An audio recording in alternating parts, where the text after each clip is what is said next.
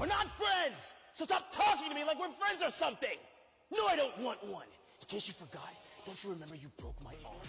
I was born out here. I was born in Los Angeles, California. I grew up in Carson. Growing up, I was in the house a lot, actually. I didn't really play outside. A lot of time I spent in the house, I was mostly, just playing video games, playing with action figures, watching cartoons. So I had been consuming, all of this stuff pretty much all my life. Anime, video games, toys. I would give them little voices when I would make them fight everywhere. Friends would come over because I had, so much, because I was in the house all the time. I had so much stuff. I had a lot of, video games and toys. Me and one of my best friends, Jonathan, we would literally create our own characters, and I was always writing. I was always immersed in these worlds. I saw a play in middle school. All these kids came running through the aisles, and I was like, what is that? What are they doing? And they got up on stage and started performing.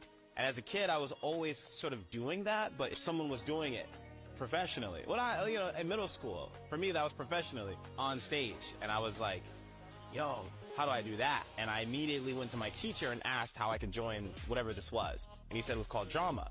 And so then I went to my counselor and I asked if I could switch to drama immediately. And she said I had to wait till the next semester in order to do it. But then when the next semester hit, I started taking drama classes. My mom took notice and put me in this program that let me audition in front of a bunch of agents. And one of those agents eventually picked me up. And they sent me on my first ever voiceover audition, which happened to be for a show at the time called Ben 10 Hero Generation, which ended up being Ben 10 Alien Force. And that was my first ever voiceover role. The audition process was really interesting. It's changed over the years, of course, but at that time, I got sent the entire script. I don't know if I was supposed to do the whole script front to back, but I did the whole script front to back with all my characters' lines. When I had booked the job, they had sent somebody from Cartoon Network to come to my house and hand deliver the script to me. I still have it. Actually, I wish I brought it with me. And then from there, I just read it over and over and over again.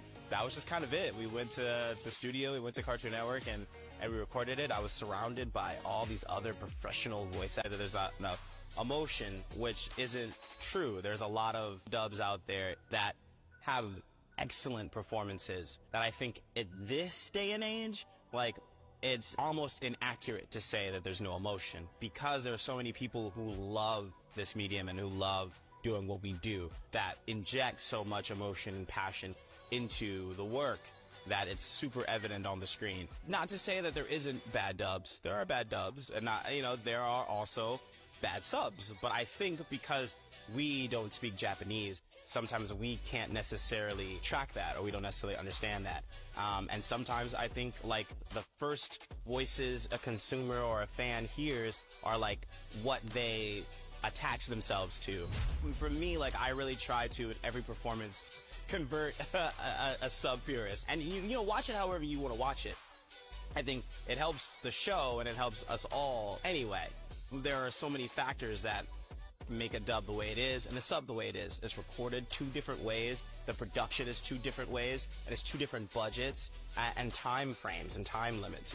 We could get even better dubs if we had just a little more time to do them, more time to refine and to clean up and to polish. So I try to make it the best it can be, and when people take a chance, make them see why English dubs can be just as good.